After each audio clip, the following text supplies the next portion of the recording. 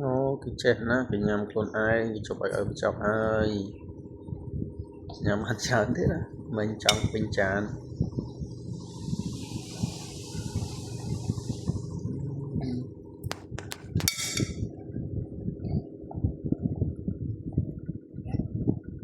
nhắm còn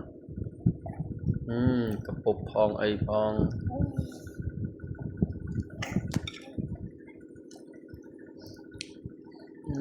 đục bàn nhầm tiết ôi cha để nâng bộ ô lạ lằng ly nè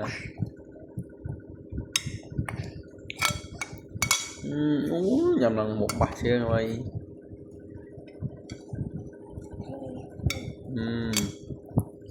ô trẻ à vậy hàm mùi nâng à